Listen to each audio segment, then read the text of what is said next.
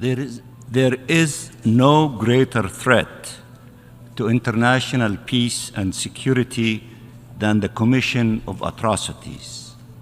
And yet, for 5 months now, Israel has been committing atrocities against the Palestinian people, unchecked and unhinged. And the Security Council has been prevented repeatedly from calling for an immediate ceasefire to put an end to these atrocities. This is what we are talking about, and that's why we are here today. Stopping the daily war crimes and crimes against humanity that are integral to this Israeli assault, and putting an end to the genocide underway. Israel has unleashed death against 2.3 million Palestinians under multiple forms: indiscriminate bombing, summary executions, disease, dehydration, and starvation. Starvation is not an unfortunate consequence of the war. It is one of the methods of war used by Israel. Israel is starving our people. The people besieged, bombarded, killed, and maimed and displaced. Israel is starving our children, orphaned, disabled, terrorized. Have you seen the images of Palestinian children as their lives were taken away? Or their limbs? Have you seen them shivering, scared, scarred? Have you seen them being starved?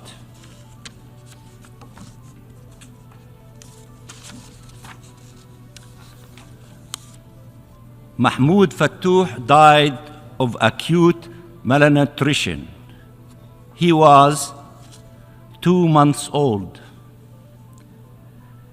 Yazan Al-Kafarne was a lively boy. He has been lying on a hospital bed for days, barely able to move. He died of malnutrition today. He was killed by Israel using starvation as a weapon.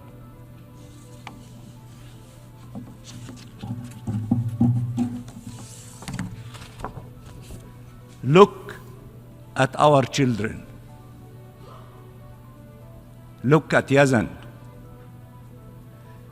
Look what agony they are enduring. Dozen more children who died of malnutrition have been identified, and many more have died and are dying in darkness and destitution. This has to stop. For God's sakes, this has to stop. This is a war of atrocities. From its first day and ever since, Israeli soldiers are filming their crimes and taunting their victims. Israeli leaders are speaking and acting like war criminals. Israel must be told to cease fire now. Mr. President, the state of Palestine is a strong supporter of the French-Mexican initiative on veto restraint in case of mass atrocities, and of the ACT Code of Conduct regarding Security Council action against genocide, crimes against humanity, and war crimes, calling on all Security Council members to not vote against any credible draft resolution intended to prevent or halt mass atrocities. Had these principles been heeded, the Security Council would have called for an immediate humanitarian ceasefire months ago, like this Assembly has done, thus helping to spare tens of thousands of lives and preventing the terrible suffering endured by over 2 million Palestinians for 5 months now. Mr. President, our people are no lesser people. Our people are no lesser people, I repeat. Our children are not less worthy. Their lives are not less sacred. The dehumanization we have endured aims at making the killing of our people more acceptable. As we are fully aware of the genuine solidarity of billions around the world, we are also acutely aware of those who have a much higher threshold of tolerance for Palestinian death than Israeli death. Of those who believe that Israeli security somehow trumps the right to life and freedom of a nation.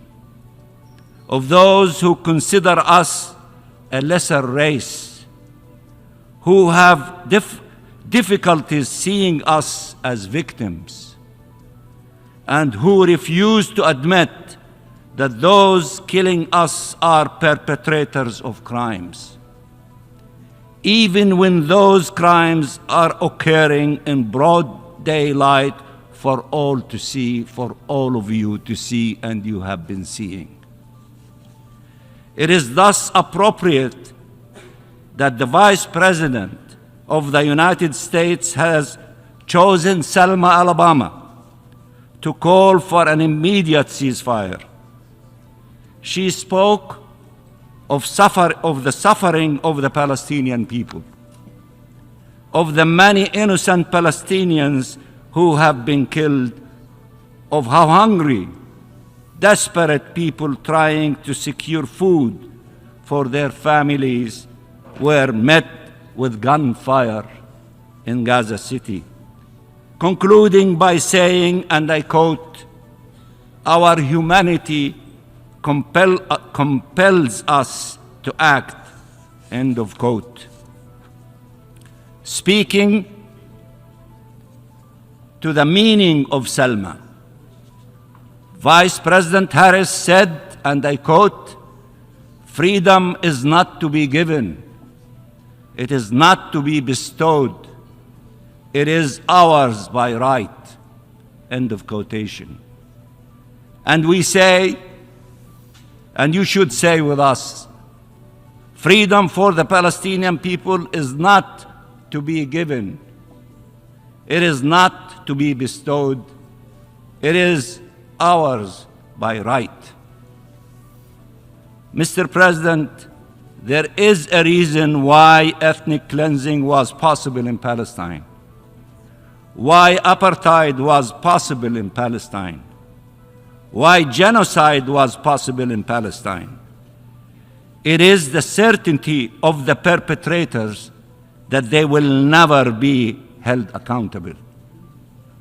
Palestinian victims for decades were left to be killed and maimed, and displaced, and dispossessed, and denied their most fundamental rights, until the horror culminated with the massacres in Gaza.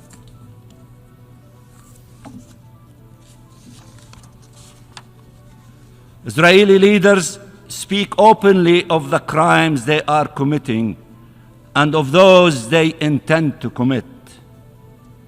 They pass laws, adopt budgets, and determine military strategies, allowing and enabling these crimes. The Israeli Prime Minister has boasted about not abiding by decisions of international courts or UN resolutions, and of having torpedoed peace efforts. This will only end by ending Israeli impunity.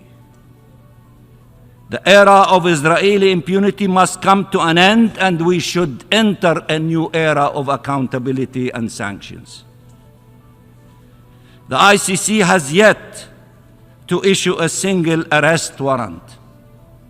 The ICJ has a number of important decisions to make, but states and these United Nations have also obligations they must uphold. Israel cannot be allowed to sit among us, lecturing the rest of the world for rejecting its crimes, attacking the UN and its member states, and undermining regional and international peace and security without consequences. Israel has been emboldened to push a point, to embolden it to such a point that it feels no shame for its crimes, no regret towards its victims, that it openly defies its closest allies, that it mocks this organization, its General Assembly, its Security Council, and its Human Rights Council, that it stomps on its charter and on every rule of international law ever elaborated. Israel should be sanctioned. I repeat, Israel should be sanctioned. This is the time to do so in order to force them to behave and to comply with obligations under the Charter of the United Nations and belonging to this organization, not rewarded for its actions.